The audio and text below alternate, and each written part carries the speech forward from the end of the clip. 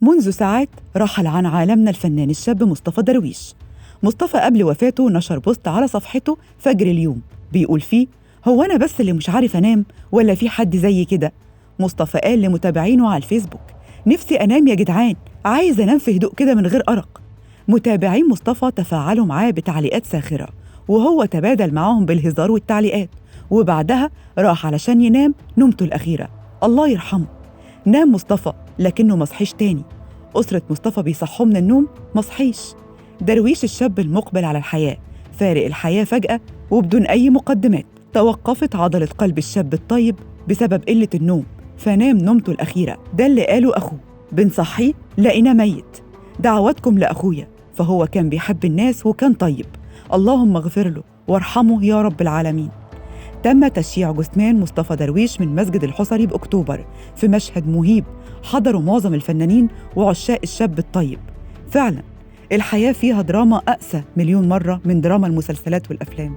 حقيقي مفيش حاجة مضمونة في الدنيا غير علاقتك بربنا، ومصطفى كان دايما بيحاول إنه يتقرب لربنا بأعماله الخيرية، وده بشهادة كل المقربين منه اللي أعلنوها بعد سماعهم خبر وفاته.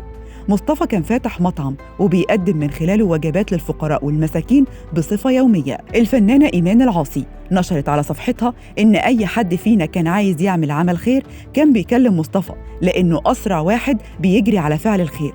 مصطفى عمره في الفن مش طويل، كان من أهم أعماله واللي عرفته على الجماهير هو مسلسل ب100 وش، وكمان شارك في مسلسل فوق الشبهات، ومسلسل لأعلى سعر، ومسلسل أيوب، ومسلسل خيانة عهد.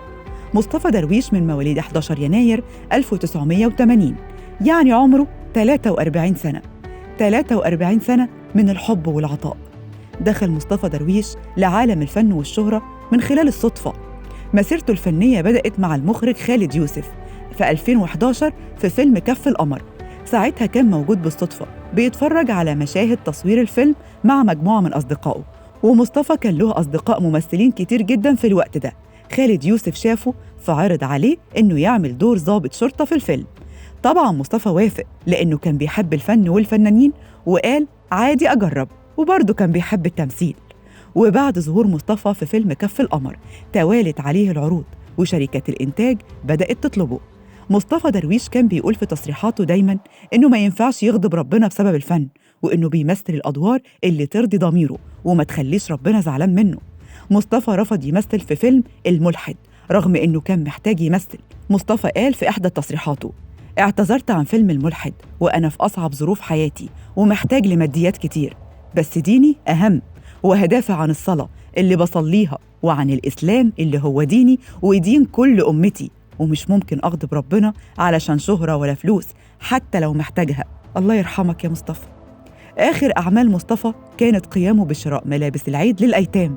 مصطفى مش بيتبرع وخلاص أو بيشتري الهدوم ويبعتها، لا، مصطفى كان بيجمع الأيتام والمحتاجين وياخدهم للمحلات بنفسهم ويقول لهم اختاروا اللبس اللي نفسكم فيه واللي نفسكم تلبسوه في العيد علشان يفرحوا. الصحفية عبير عبد الستار بتقول عن مصطفى: كان في رمضان بيبعت أدوية للمرضى المحتاجين ووجبات إفطار بأعداد كبيرة، وكمان كان بيبعت فلوس ويقول يا ريت محدش يعرف مين اللي بعتها.